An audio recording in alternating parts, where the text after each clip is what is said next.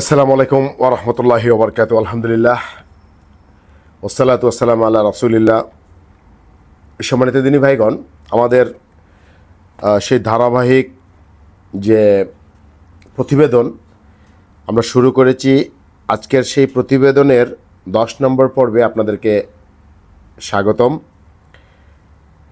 এবং অসংখ্য ধন্যবাদ আমাদের এই ধারাবাহিক প্রতিবেদনের সাথে থেকে আপনি অনেক কিছু জানার জন্যে এবং বোঝার জন্যে এবং আমাদেরকে সাহায্য সহযোগিতা করার জন্যে। আল্লাহ সুবহানাহু ওয়া তাআলা আমাদের সকলকে এইসব দ্বীনি দাওয়াতের মাধ্যমে সঠিক কিছু বিষয় বুঝে ঈমান আমল করার তৌফিক দান করুক, আমিন।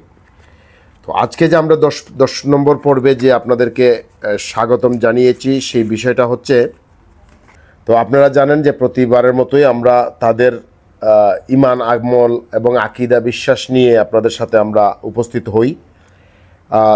উপর দিকে দেখতে তাদেরকে, বাহ্যিক দিক দিয়ে দেখতে তাদেরকে যদিও মুসলমান বা মানুষের মতো মনে হয়, কিন্তু আকীদা বিশ্বাস তাদের ভিতরগত দিকটা অনেকটাই আপনাকে ইসলাম থেকে, দিন থেকে দূরে সরে নিয়ে তারা একটা ভিন্ন পথের জন্ম দিচ্ছে। সেই বিষয়টা আপনাদের সাথে একটু পরিষ্কার করার জন্যেই আমাদের এই প্রচেষ্টা। আল্লাহ সুবহানাহু ওয়া তাআলা আমাদের প্রচেষ্টাকে কবুল করুক এবং কন্টিনিউ যেন করতে পারি, আল্লাহ সুবহানাহু ওয়া তাআলা আমাদের সেই তৌফিক দান করুক, আমিন। আজকের যে বিষয়টা সেটা হচ্ছে তাদের কিতাবের 43 নম্বর পৃষ্ঠায় 42-43 থেকে শুরু হয়েছে। তারা একটা সালাত তারা নিজস্ব আবিষ্কার করছে। সেই সালাতের নাম হচ্ছে জাফরি সালাত। জাফরি সালাত অর্থাৎ একটা ব্যক্তির নামে একটা সালাত বা নামাজ তৈরি করছে। এই নামাজের যে উৎস বা কার্যকারিতা সেটা হচ্ছে, আমি আপনাদেরকে পড়ে শোনাই। সেটা হচ্ছে যে যখনই কোনো প্রয়োজন অথবা কোনো সমস্যা দেখা দেয়, তখনই জাফরের নামাজ আসতে দোয়া করো এবং ইনশাল্লাহ তা গৃহীত হবে। অর্থাৎ আপনার কোনো সমস্যা যখন দেখা দিবে বা কোনো প্রয়োজন দেখা দিবে, তখন ওই জাফরি নামাজের মাধ্যমে আপনি আপনার এই সমস্যা সমাধানের জন্য সালাত আদায় করবেন, এই নামাজটা আদায় করবেন, তখন আপনার সমস্যার সমাধান হইব।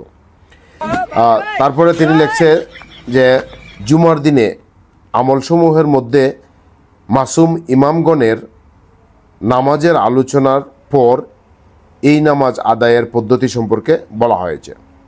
অবশ্য শতাধিক মুস্তাহাব নামাজের মাঝে এটি একটি নামাজ যা সমস্যাদি সমাধানের জন্য বর্ণিত হয়েছে।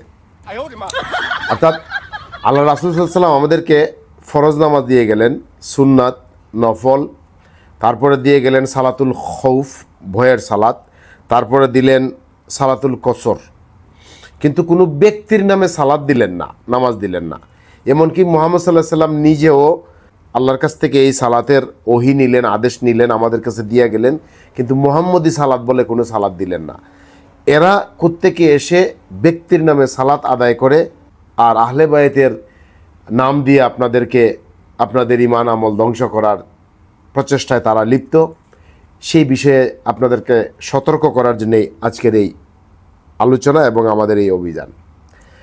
জাফরি সালাত বলতে কি সালাত, আল্লাহ মাবুদ ছাড়া কেউ কইতারত না, এটা কোন ধর্মের বিধানে আছে, সেই বিষয়টা আমি আপনাদেরকে একটু পরিষ্কার করে দিলাম।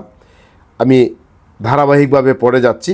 আরও এই ধরনের কিছু ভ্রান্ত আকিদা, বাতিল আকিদা তাদের মধ্যে থাকলে আমি আপনাদেরকে অবশ্যই শরণাপন্ন করব। ওমা তৌফিক ইল্লা বিল্লাহ। তো আজ এই পর্যন্তই, আবারও দেখা হবে ইনশাআল্লাহ আজিজ। আমাদের সাথে থাকুন। আসসালামু আলাইকুম ওয়া রাহমাতুল্লাহি ওয়া বারাকাতুহু।